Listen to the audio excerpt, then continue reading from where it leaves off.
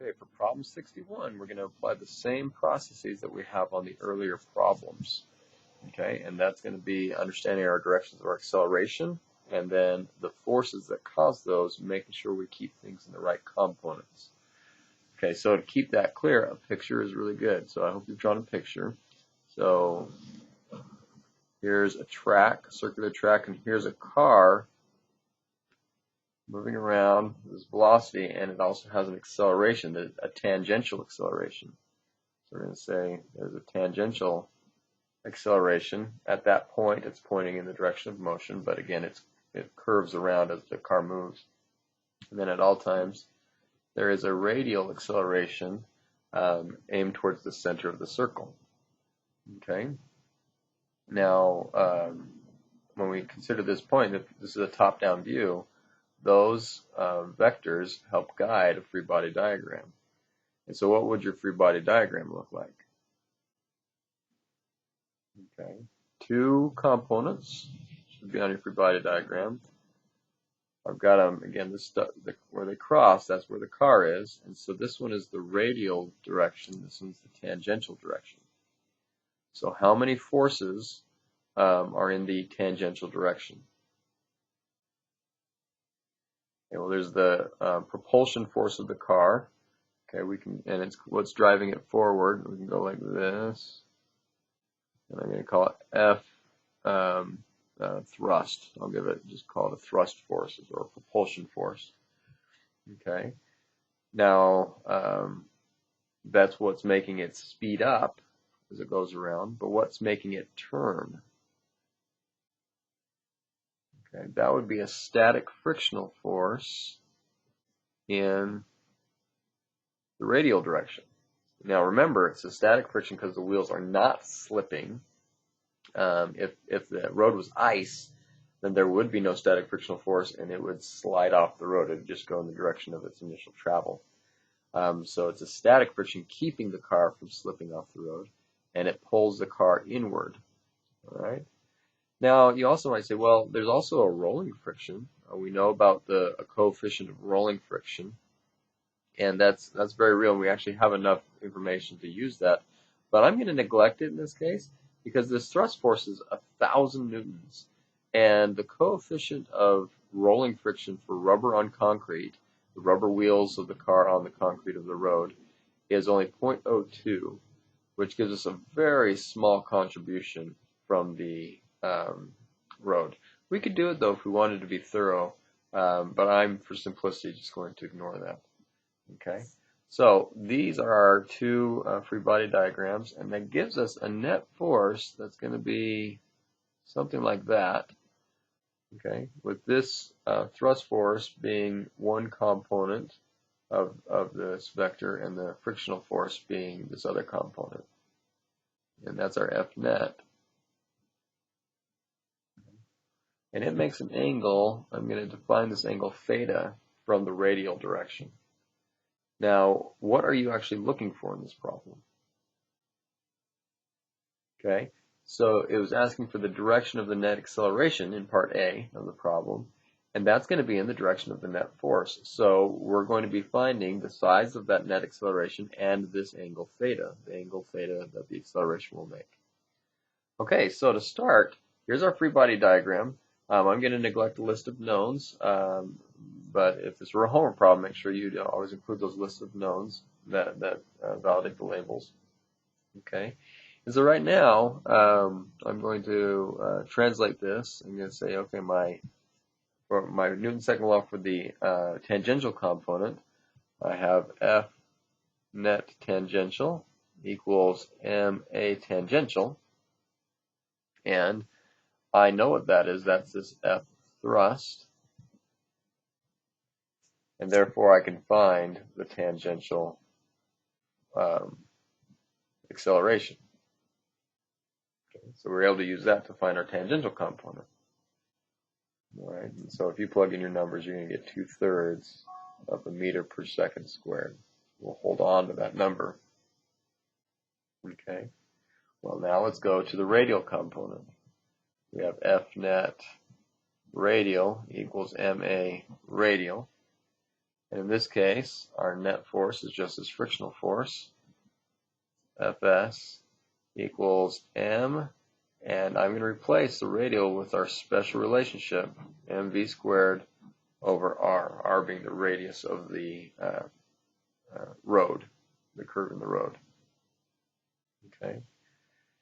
Now, we actually don't know how big this is because the static frictional force just grows with the applied force. And we'll use this whole thing in part B, but right now, all we're trying to find out is AR, but we already have our special relationship with AR.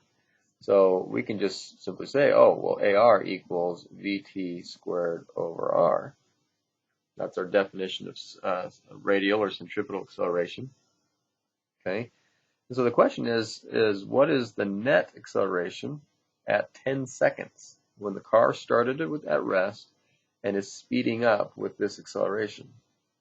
So how do I find, I know the radius of the track, how do I find the tangential velocity at 10 seconds? Here's where we're going to use kinematics. So you can think about, this car is traveling around the circle, and let's say 10 seconds later, I'm going to call that T1. It is now at some different position along the curve, I'll call that S1, and it's moving with a tangential speed, I'll call it V1. All right, and that is the speed of the car at 10 seconds. And we'll go ahead and choose our coordinate system. Our S coordinate system will be where the car starts, and it's going to have an initial time, an initial position, and an initial speed, all of which are 0 by our coordinate system and by the fact it starts from rest. Okay, so with those variables, then I can look and say, okay, I'm looking for my velocity at 10 seconds. I know the time, I know the velocity, I don't know the position. I know the time I start, 0, I know the velocity I start, 0, and I now know the acceleration. So what should you do to find that velocity? So our kinematics will relate all those variables that we now know with the one we don't know. We can say V1t equals V0t plus AT T1 minus T0. Okay. And we note from our list of knowns that those two are 0, and we simply have V1t equals AT times T1. Okay. And so it's 10 seconds later, and so that's just going to be 20/3 meters per second, because we'll take this acceleration times it by 10. Now I'm not even going to put that in right now, that number in. But the point is we have that velocity from which we can find that acceleration. So squaring this and then dividing by the radius, we end up with AR equals 1.7 repeating meters per second squared. Okay. So we now have our two components of the acceleration. So we need to find the magnitude and direction of the net acceleration. So if I have its two components, what do? Okay, so now with those components, we can say that the acceleration itself, the total acceleration, is in magnitude is equal to the square root of the sum of the squares. So AR squared plus AT squared, all square rooted. Okay, and if you plug in your numbers, you'll get 1.9 meters per second squared. All right, and then finally, I need to find the direction, this theta, and we're familiar now, theta equals inverse tangent of something over something, one of those components over the other. Now, tangent is defined as opposite over adjacent. So if this is the angle we're talking about, which one is adjacent? The tangential acceleration or the radial acceleration? It is the radial acceleration. So that's adjacent, so that's in our denominator. The opposite is our tangential. You can take, remember, these are representative of accelerations as well. So you can take that vector and move it right here, and it's opposite that angle. You plug that in, you get 20.6 degrees. And that is that would be from the radial direction.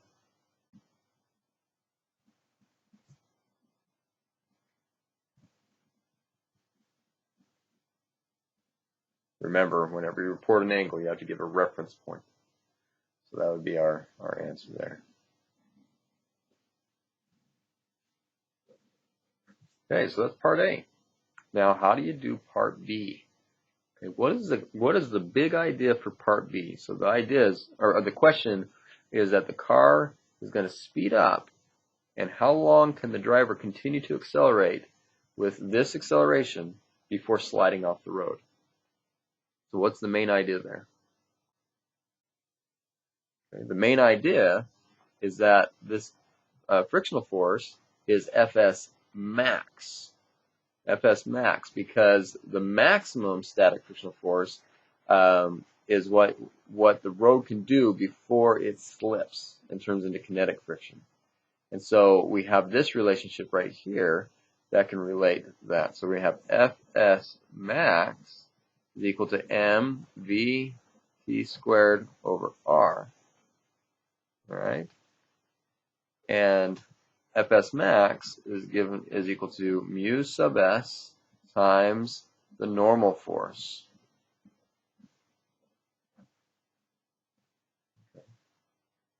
Now, if I were to do a third component, an up and down component, the normal force pushes up, gravitational force pulls down, and there's no acceleration.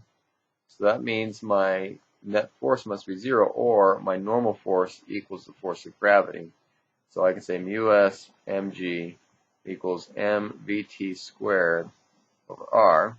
Our masses cancel, and I now have my maximum speed, that tangential speed. And in fact, maybe I'll put in a max here to emphasize that this is the maximum speed before it slips. Okay? And that's going to be equal to the square root of mu s rg. Okay? If you plug in numbers there, you'll get 15.7,